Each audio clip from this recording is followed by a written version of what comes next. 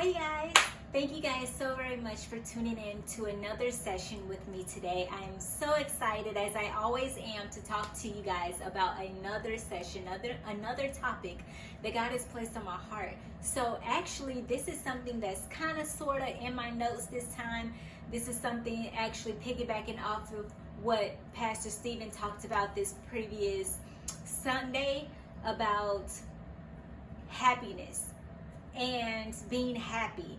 And it really just sparked something in me to be able to talk to you guys about this, because it's a conversation that I literally just had not too long ago with my mom. So it was actually a conversation that we had last week, and I cannot wait to talk to you guys about it.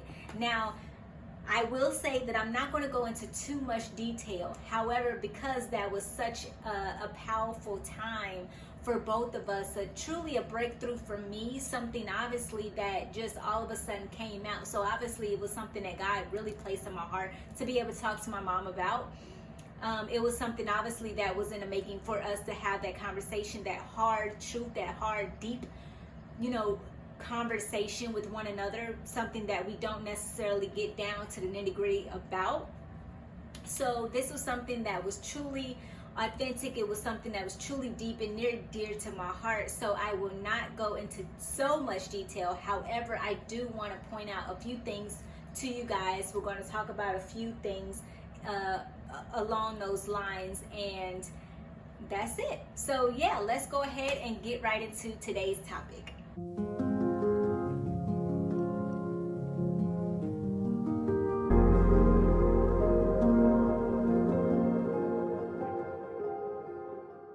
Alright, you guys, so today we're going to talk about unhappiness. And what I love so much about Pastor Stephen's message last week was him talking about happiness and what it means to really be happy and what makes you happy and the things that we need to do more of to be happy. And I want to be able to kind of touch a little bit on that today, but I really want to talk to you guys about unhappiness. I know it really ties everything together. Trust me, just follow me and you'll understand, and I know you guys would definitely relate to what we're going to talk about today. So a conversation that me and my mom had about a week ago was me basically changing my major from biology to psychology at that time, and the reasons behind why I decided to change. And so she had her own assumptions about what the reason why I changed my major, and I really wanted to talk to her about those reasons, and that the reasons or the assumptions that she had in her mind for these years were incorrect. I really wanted to finally sit down and explain to her the reason as to why I changed my major. Now, how did we get on this subject? I honestly have no clue. There was actually something that happened, and we were talking about my major. We were talking about that, and all of a sudden we got onto my major and me changing my major from biology to psychology and the reasoning behind that. And I'm just like, how did we even get to this point? But you know what? Things don't happen like that for no reason. It's always a reason behind it. So therefore, we just went ahead and went right into that conversation. And I'm going to share with you guys a little bit of that conversation here today. I explained to her the unhappiness that I was having with the major that I was in at that time, and I had 2 or 3 classes left before I was able to get my biology degree.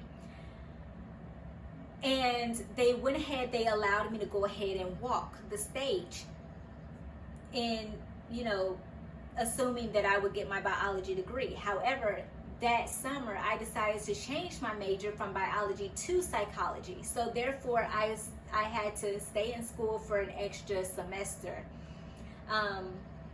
And that's exactly what I did. Now, I was unhappy because leading up to this point of me changing my major, I felt like I was just going with the motions. I felt like I was just going to these classes, these biology classes, and it really wasn't something that I wanted to do anymore. I felt like going into my junior year, when it's around the time you start going into your major classes for your major, I was not really having it. I felt like at some point during my junior year, I just did not want to take these classes anymore. I felt like something else was calling me. And how I knew that, I had to start taking some psychology courses. So in biology, especially at my school that I attended, you either had the option of going to psychology courses, as you know, for your electives, or you can take educational courses. And I said, well, education is definitely not for me, so let me go ahead and try out psychology. You know, biology has part of that psychology part of it anyway, so let me go ahead and do that. So I tried it.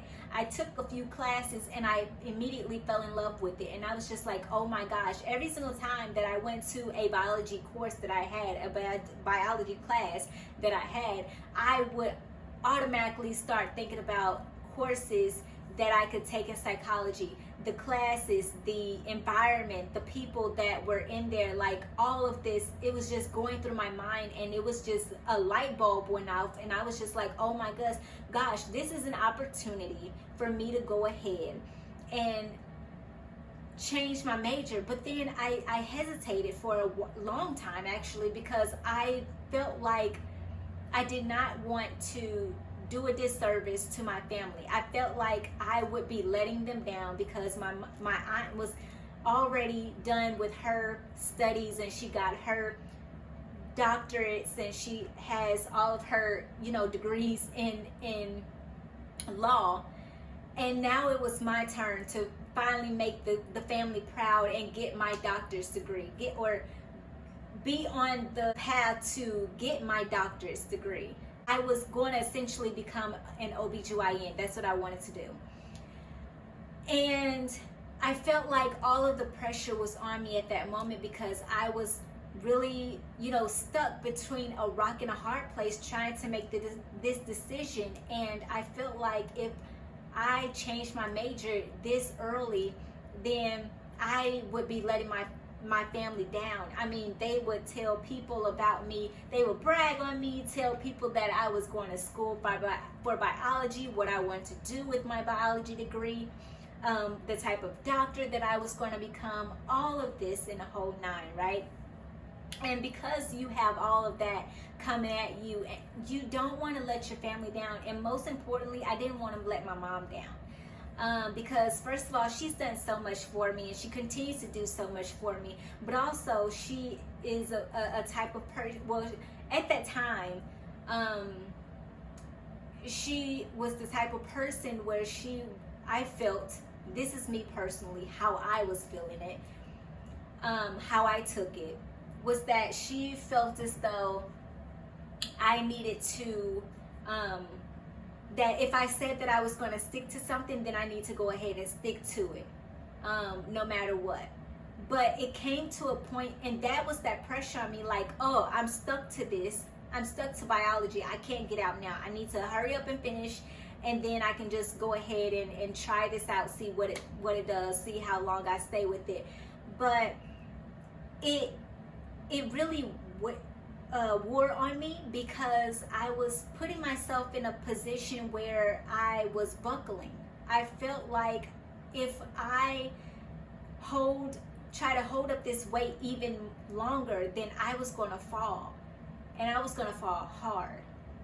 And I didn't want that for myself. I didn't want that reality to be my reality, right? I wanted it to be something completely different. I wanted something completely different for myself, and it wasn't about the money. That's what I had to tell myself you know, at that time, I also told my mom, like, hey, it's not about the money. I can care less about the money. I just want to make sure that I'm doing something happy, that makes me happy, that helps me to get out of bed each and every morning and appreciate and love and accept, you know, really what I did, and not be regretful of my decision making. And I told her all of this. We had a very long and thorough conversation about this, and there were some tears, there were some breakthroughs, and I'm very happy about, you know, finally being able to put my foot down. I felt like after I graduated, after I walked across the stage with the assumption of me going after my biology degree, I changed my major a little bit after that, and I finally put my foot down and I said, I don't even care what they have to say, what my family has to say about it. I am going to let them know right here and right now that I am done taking these courses. And my mom also thought, I'll put this in there. When you're a biology major, you have to take double of everything. So I had to take biology, I had to take chemistry 1, chemistry 2. I had to take physics 1, physics 2, organic chemistry 2. There was also botany. You got to take botany. You have to take all of these different courses before you are able to get your degree. Like, that is a biology degree, right? So I was not doing so hot in chemistry 2. I wasn't doing so hot in organic chemistry 2, and I wasn't doing so hot in physics 2.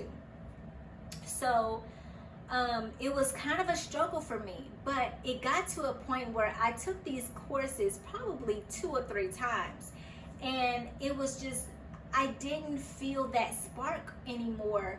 I felt like I was just going through the motions. I felt like I was just taking the courses just to try to get a C and be able to pass, be able to move forward finally, you know what I'm saying? And so it was just something that it was not for me, and I felt like I was forcing myself to do something that I did not want to do. That I was pressuring myself, and I felt the pressure.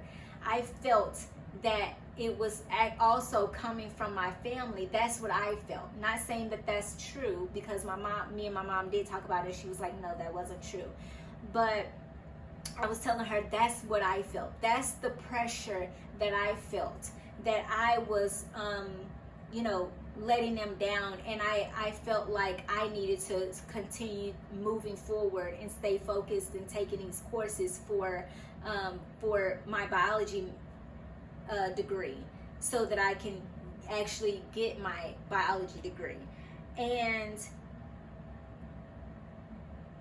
I decided, you know what, enough is enough. I'm tired. I'm not going to do this anymore.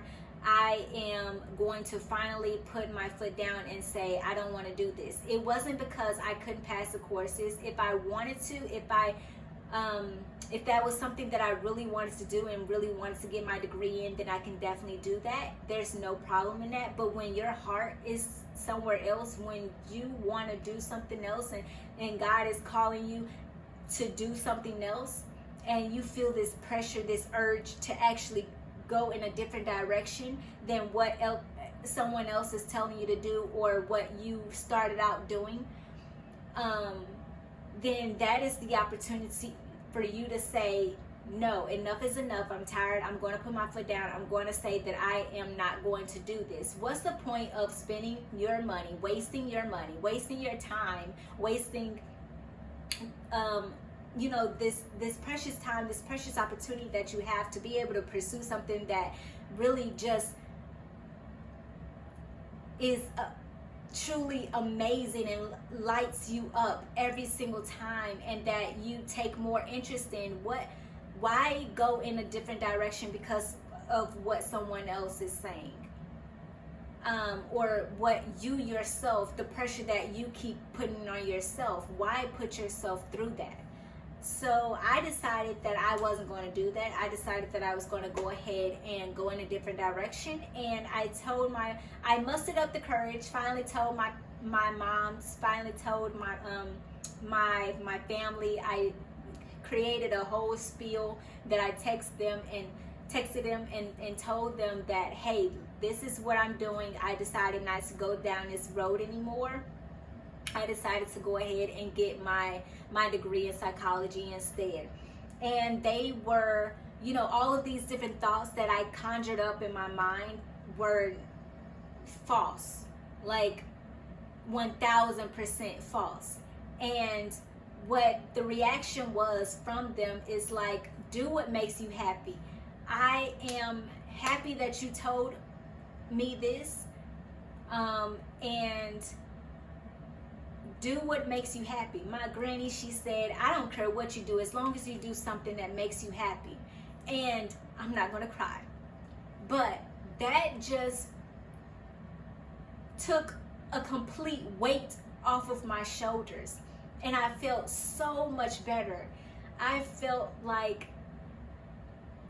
a giant in this little body, because I felt like I can hold my head up high and I can finally do what I loved so much to do, that I found so much joy in. That's what made me happy. And I hope and pray that you guys listen to this message and find your happiness as well. I felt like, because I was pressuring myself, when you have pressure, when you receive pressure from someone else, or you receive pressure from yourself, you end up in a rush. Like, there is a rush of you trying to hurry up and get something done when you don't necessarily need to.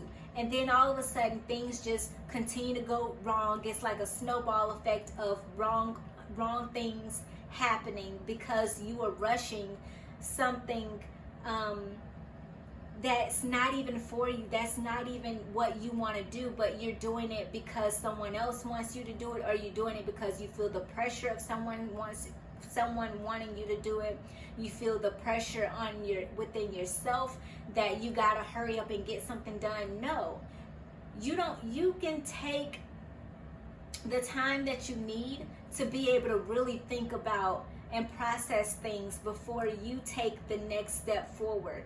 I also, before I take the next step in whatever I want to do, or whatever is next on my route, that on this journey that I'm on, I confide in the Lord. I talk to him. I ask him about what he wants me to do next, how he wants me to do it, and because I do that,